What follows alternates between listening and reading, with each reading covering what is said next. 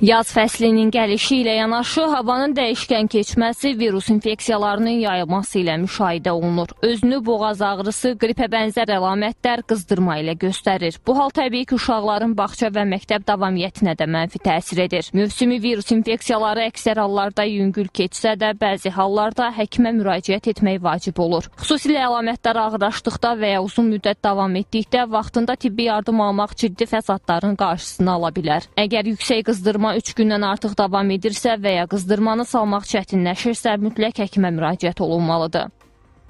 Bu viruslar əsasən respirator viruslar dediyimiz qrip, COVID-19-un bəzi versiyaları, RSV virusları və bunların variantlarıdır və bu viruslar əsasən hava damcı yolu ilə yoluxur. Buna görə nə etmək lazımdır? Qapalı yerlərdən uzaq durmaq lazımdır. Otaq, ev, iş, ofislərdə pəncərələri daimi açıq saxlamaq ya da havalanmanı yetəri qədər etmək lazımdır. Bundan başqa immun sistemi gücləndirmək üçün yuxu rejiminə diqqət etmək lazımdır.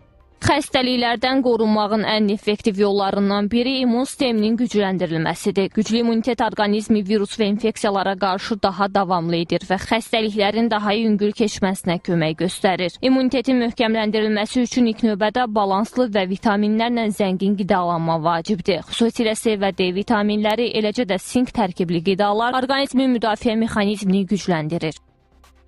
Stres faktorlarının doğru idarə olunması da immun sistemi güclənməsi üçün mütləq vacibdir. Bir də aktiv həyat tərzi. Əgər bir insan aktiv həyat tərzi yoxdursa və oturaq həyat tərzi varsa, bu zaman immun sisteminin artıq zəifləməsi və xəstəliklərin ortaya çıxması və mövcud mövsümi xəstəliklərlə mübarizədə bədənin zəif qalmasına gətirib çıxarda bilər. Ona görə bu dediyimiz faktorlara mütləq əməl olunmalıdır. Mövsümə xarakterli qidalanmaq vacibdir. Su gün ərzində yetəri qədər bədənin ehtiyacı olduğu qədər maye, su qəbul olunmalıdır.